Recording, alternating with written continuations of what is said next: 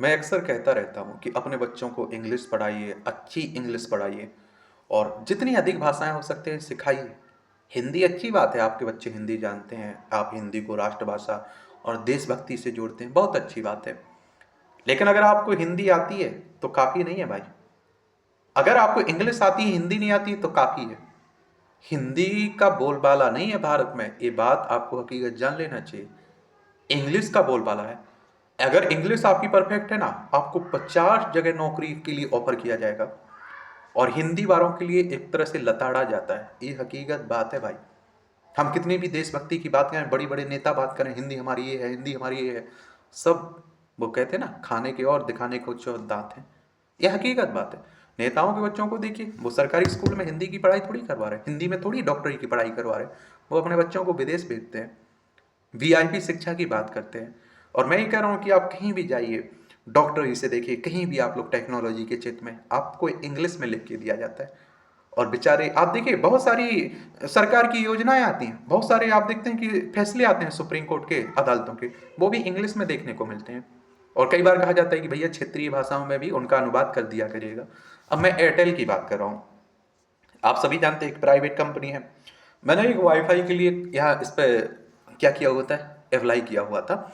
Airtel thanks के जरिए मैंने कस्टमर केयर वालों को किया था कॉल, तो उन्होंने नहीं मेरी बात सुनी, बोले कि वो एयरटेल थैंक्स के जरिए कर लीजिए। मैंने 6 महीने का प्लान वो सेलेक्ट किया, मैंने कुछ पैसे जमा कर दिए। उसके बाद वो नहीं लगा, बड़ा परेशान किया गया, बड़ा वो। मैं इसीलिए तो कई बार निजीकरण का विरोध कर देता हूँ कि इनकी मनमानी चलने लगती है और कोई समाधान नहीं हुआ। अब मैंने ट्विटर पे ने टैग किया, मैंने एप्लीकेशन के जरिए बात की, जीमेल के जरिए बात की। अब देख लीजिए, आप खुद देखिए, मैंने जितनी भी, ये आप देखिए, मैं हिंदी में बात करता हूँ और ये आप देखेंगे इंग्लिश में बात करते हैं। ये पूरा आप देखेंगे कि ये हिंदी में नहीं रिस्पॉन्स करते हैं। ये आप देखिए, मैं टैग करता हूं तब भी कोई ये हिंदी में वो नहीं देते हैं, जवाब नहीं देते हैं, ये इंग्लिश में जवाब देते हैं। अब जिसको इंग्लिश नहीं आती भाई, उसका क्या हाल होगा। मैं हिंदी सिलेक्ट करता हूं तब भी वो इंग्लिश में बात करते हैं। मैं एप्लीकेशन पे देखा, मैंने कंप्लेंट डाली इसकी भी, उपभोक्ता आयोग के लिए मैंने कहा कि इस तरह की शिकायत की, लेकिन कहीं से कोई समाधान नहीं होता है। और ये सोचिए, मैं तो हाथ धो के पीछे पड़ा था, मैंने कई कंप्लेंट डाली, तब जाकर आप देखिए कोई नहीं, कुछ समाधान नहीं हो रहा है। तो आप बाकी का सोच सकते हैं। मैं कस्टमर केयर वाले को सिलेक्ट कर रहा हूँ, मैं इंग्लिश नहीं हिंदी सिलेक्ट कर रहा हूँ, फिर भी वो इंग्लिश में बात कर रहे हैं। वो मैं हिंदी में नंबर बता रहा हूँ, वो कह रहे नहीं नहीं सर, वो इंग्लिश में नंबर बताइए, 93 ऐसा बताइए। मैंने बोला मुझे इंग्लिश आती ही नहीं है। तो बोले नहीं नहीं, वो ऐसा नहीं। फिर मैंने बोला कि हिंदी में ये रिकॉर्डेड चल रहा है। तो बोले वो अच्छा अच्छा, हाँ मैं किसी को बुला के ले आए। फिर वो ट्रांसलेट कर रही, मैं बोल रहा हूँ 94, तो वो कर रही 94, किसी को मतलब ले जाके वो कर रहे हैं। ये हाल है, हकीकत है। विडम्बना कह लीजिए आप लोग, कहने के लिए हम ये हैं दुनिया भर के हुए, हकीकत भी कुछ होती है। और हकीकत यही है भाई, गुरु घंटाल है, सीधी सी बात है। इंग्लिश और हिंदी और दुनिया भर की बातें करते रहते हैं। हम हिंदी में अब चिकित्सा की पढ़ाई करेंगे, ये करेंगे, वो करेंगे।